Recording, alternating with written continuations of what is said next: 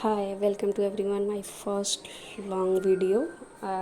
मैंने अभी 5:30 में स्टडी शुरू की है। शाम के टाइम में मैं पढ़ती हूँ क्योंकि दिन में मुझे टाइम्स नहीं मिलते हैं छोटे मोटे काम की वजह से। तो मैं अभी शुरू की हूँ बायोलॉजी से। मैं लेक्चर्स देख चुकी हूँ, मुझे नोट्स बनाने थे क्योंकि बहुत सारे नोट्स पढ़े हुए थे। सेल चैप्टर्स के मैंने नोट्स बनाए, पहले मैंने सारे पढ़े हैं, तब मैं लिखना शुरू की हूँ। बिकॉज आप तुरंत पढ़ के लिखोगे और लिखते टाइम आप ट्राई करो कि बोल बोल के लिखो, उससे रिकॉल हो जाती हैं सारी चीज़ें। तो मैं फर्स्ट चैप्टर ये भी बना रही थी, सेल, क्योंकि काफ़ी इंपॉर्टेंट चैप्टर है और सर ने भी यही पढ़ाया था फर्स्ट टाइम, तो सोचे कि रिवीजन कर ले और उसके बाद मैं जस्ट क्वेश्चन करूँगी। 1 घंटा मैंने बनाया था, देख सकते हैं आप क्या क्या मैंने लिखा है। मैंने एक चैप्टर को पूरा कंप्लीट कर दिया, राइबोसोरम, माइक्रोकाइली, एवरीथिंग जितना सेल्स के वो चीज़ें होती हैं, वो के गल्जी बॉडी वगैरह जितनी चीज़ें होती हैं सब मैंने कंप्लीट की है। इसके बाद फिर मैं इकोनॉमिक्स पे गई 6:30 में, और मैंने 1 घंटे करीबन इकोनॉमिक्स भी पढ़ा है। मैं PDF से ही बना रही थी बिकॉज बुक मेरे पास फ़िलहाल तो नहीं था। तो मैं भी सबकी फाउंडेशन क्लासें ही कर रही हूँ बिकॉज बेस अच्छा करना है, तो फाउंडेशन ज़रूरी है। मैं अभी इस तैयारी शुरू की हूँ।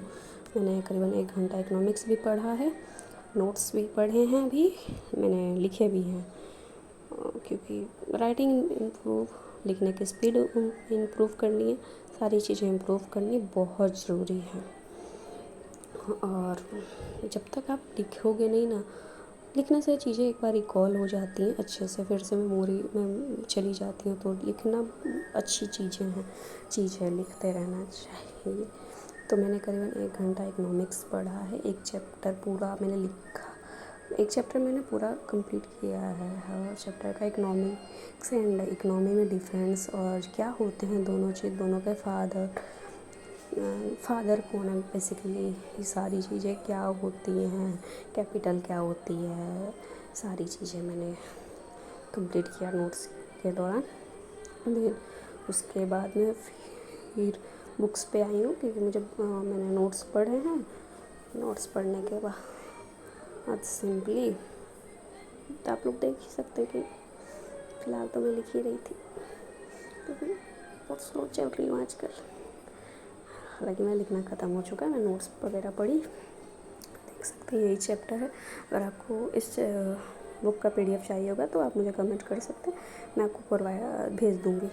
फिर उसके बाद मैंने बायो पढ़ा क्योंकि सर 8 चैप्टर पढ़ा रहे थे, तो मैंने सोचा इससे रिलेटिव जितनी सारी चीज़ें मैं एक बार पढ़ लूँ कि मुझे फिर से वो रिकॉल हो जाएगा। तो मैंने आप स्क्रीनशॉट भी इस वीडियो में लगा दिया कि आप लोग भी पढ़ना चाहे तो पढ़ लें।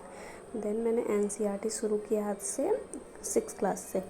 तो 6 क्लास की NCERT वो भी हिस्ट्री की फर्स्ट चैप्टर है ही, और मैंने इसी चैप्टर से और आज ही से शुरू किया।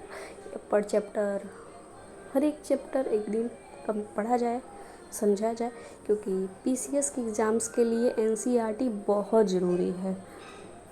कह सकते हैं कि बेस होता है, NCERT से ही क्वेश्चंस ज़्यादा आते हैं कोई भी PCS का एग्ज़ाम हो।